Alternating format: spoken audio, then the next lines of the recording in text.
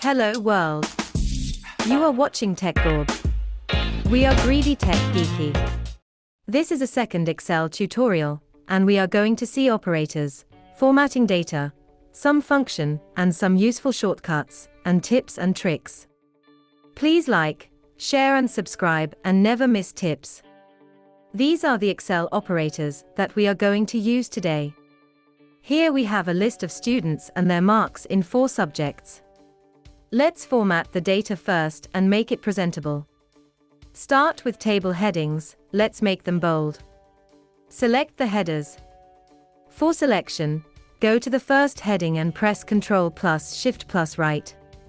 Now you can make it bold from the Home tab, or you can use the shortcut Ctrl plus B for bold. Or let's format the data as a table. Simply select any cell within the data, and press Ctrl plus T for table. Now let's make all subject column size equal, so select all subject columns, and drag them as per requirement. All column sizes will be the same. Now let's get a total of marks in marks obtained column. We can get the sum by manually adding all the cells with plus.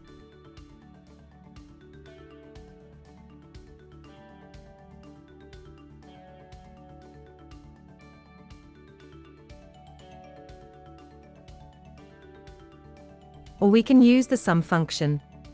Here it goes, equals sum followed by bracket, then select the range that we want to add up and close the bracket. Or you can use the shortcut, Alt plus equals. We want a total for all students, so we can drag the formula with a fill handle. Or we can use the shortcut Ctrl plus D, which duplicates function, formatting, or data from the above cell, so D for duplicate. Also, you can get the total of all the students at once. Select the data and use the shortcut as said before, Alt plus equals. Here we have the total. Now we want to calculate the percentage of each student. For that, we need maximum marks. So here in this example, marks are given out of 100 in each subject. So let's type in 400 for 4 subjects in the first cell. Select the blank cells below and press Ctrl plus D as said before. To calculate the percentage, we need to divide the marks obtained by the maximum marks multiply by 100. So let's calculate.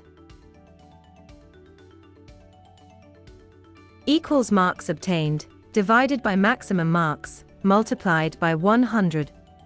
Here we can see percentage is calculated, but there is no percentage sign at the end. So what can we do? Simply, instead of multiplying by 100, just divide marks obtained by maximum marks and select the percent sign from the Home tab. Or you can use the shortcut Ctrl plus Shift plus %. Now select and press Ctrl plus D to get the percentage of all the students. In table format, all the formulas and formatting are automatically added to the new row. Let's see, let's add one more student. Go to the last cell of the table and press Tab. It will insert a row with table format and formulas. You can extend the table from this corner to include more columns and rows.